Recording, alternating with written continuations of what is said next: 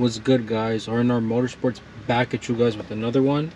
Today we're in the X5, as you guys can see, and now that we got the X5 back from the rebuild, as you guys seen in the last video, I'm going to be coating the X5 with BimmerCode.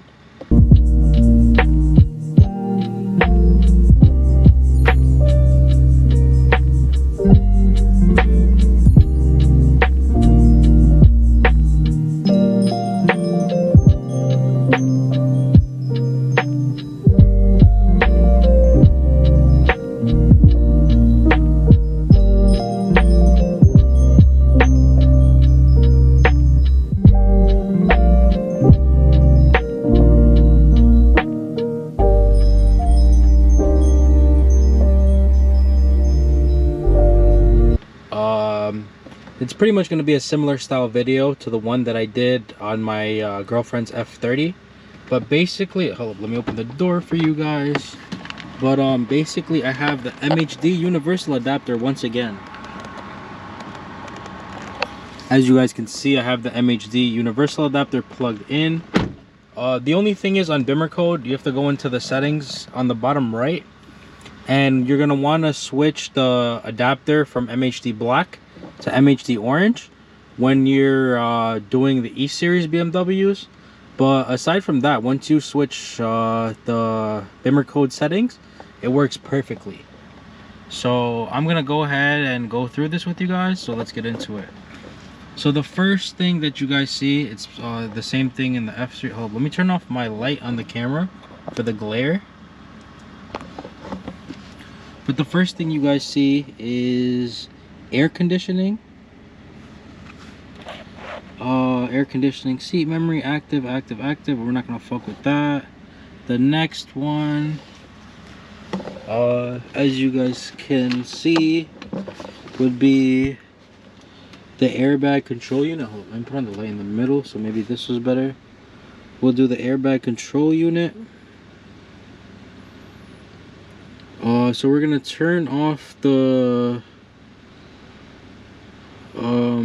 initial seatbelt reminder. We'll turn that off. Seatbelt reminder, passenger seat not active. And then the seatbelt reminder for the driver's seat will make not active. So these are my settings for the airbag control unit, and let's go ahead and code it. Start coding. As you guys can see, a bunch of lights are gonna come on, just like the F-Series, and then it'll clear it.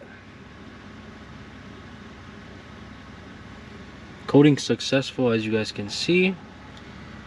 And yeah, what's it called, now the seatbelts reminder when you start up the car are not active. The next one we'll be doing the CAS, or the car access system. I'm not gonna mess with the battery type. What I'm gonna do is I'm actually gonna go through this without recording it, so I can have some more time, and then I'll come back and show you guys what I checked off. All right, guys, so I'm back. So basically the car access system is gonna show you, or it's gonna do all of your convenient opening and closing, which means like when you unlock the car and hold it, it'll bring all your windows down, and then when you lock the car and hold it, it'll bring all of your windows back up. I also selected it to eject the key when I have the key in there when I press the off button. Also, when you unlock the car, the interior lighting will come on now. And aside from that, that's pretty much everything that I've coded. So let's go ahead and code it. Start coding. Coding successful. Nice.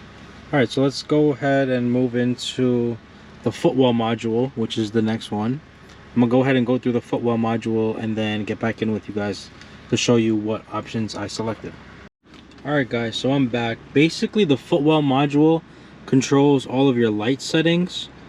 So these are like all the check control notifications. I put them all not active, so I don't have any lights on the dash, just in case like a light goes out. This is your coming home lights. You could set up what you want your daytime running lights as, and like the brightness and stuff like that. This is if you open your doors and windows and when you open your doors and windows, it'll usually stop when you open your door if you're putting up your window. That's to turn that off. A cool one that I saw, oh, this is basically all of your LED conversions. If you do LED conversions, you basically select that in coding, and then you won't have a fault on your dashboard. I have the I turned on fold mirrors automatically with convenient closing. The car doesn't have seatbelt feeders, so I just left them not active. A cool thing about E-Series is you can double pulse the hazards. I'm gonna code this in and I'll show you guys once I code it what it does. And then the last thing is, like, you can select whatever lights you want on the car as your welcome lights. So you can do your high beams, your low beams, your fog lights, side markers, like your brake lights, pretty much whatever you guys want. So it's pretty much all preference at that point. So I have it set up the way I like. If you guys want, like, if you guys want me to go in depth with every single coding option that I've selected, I can go back and screen record this for you guys. But for now, I'm just gonna code it. As you guys can see, all of the lighting turned off and turned back on because I coded the Footwell module. It's gonna clear all the errors out, and the coding should be successful.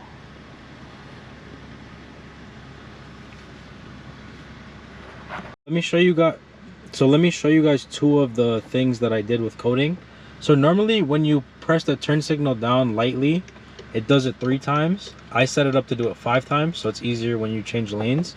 And then this is the double press hazard thing, so the hazards go like that instead of just flashing normally. Honestly, I think it looks pretty sick. I'll get out and show you guys what it looks like, the double flashing hazards. So normally the hazards just flash once, but as you guys can see, it's double flashing. Let me go to the back so you guys can see from the back too. You guys see, normally it will just flash once, but it's flashing twice. It honestly looks sick, like kind of like a JDM touch. So the next thing that we have is the CIC head unit. So let me go ahead and read through and see what options I want, and then I'll get back in with you guys. So my 6 Series and my girlfriend's F30 both have NBT. This is CIC, so you can still put on video in motion. As you guys can see, I have it active here, and I turned off all the warnings.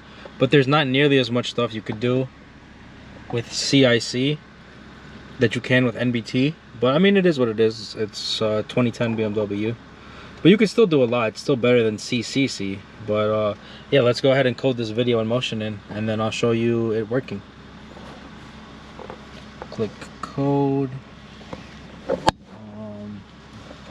We're gonna start coding, and yeah, let's get into it. The screen should shut off and it'll come back on once the coding process is done. Yep, as you guys can see, it came back on. Hopefully I can put a startup animation on this car and get rid of like the BMW one, but we'll see. That'll probably be the next setting, which will be the cluster. Yeah, coding successful. So let me go ahead and put the USB in the car that I have in my pocket and see if it works. So as you guys can see, we got the USB plugged in the center console. So we're gonna go ahead to CD and multimedia, and then we'll go to external devices. Let me put the windows up because these fans are kind of loud. But yeah, not supported. Maybe the USB format is wrong for video in motion. I might have to go back to my computer and see what's wrong and why it's not working, because it usually works in every other BMW. But yeah, maybe I have one corrupt file on it, I don't know. But we'll get it working. So the next one that we have here is the instrument cluster. So this is what I'll probably use to put like the what's it called, the digital speedo right here, right there in the middle, right there, so you could see exactly how fast you're going. So let me go ahead and go through this. So the most important one in the cluster is pretty much just turning on your digital speedo. So we're gonna go ahead and do that right now. Code, start coding. This might reset your date and time, which I think it did. Yeah, it reset my date and time. But let's see if we can see the Speedo now. Yep, you see where it's at, you see how it says V equals miles an hour? That was never there before, and now it is there. Also, side note, the car needs windshield washer fluid. But yeah, it's successful, and now I have a digital Speedo. So basically, the junction box is just for like your windshield wipers in the front and the back.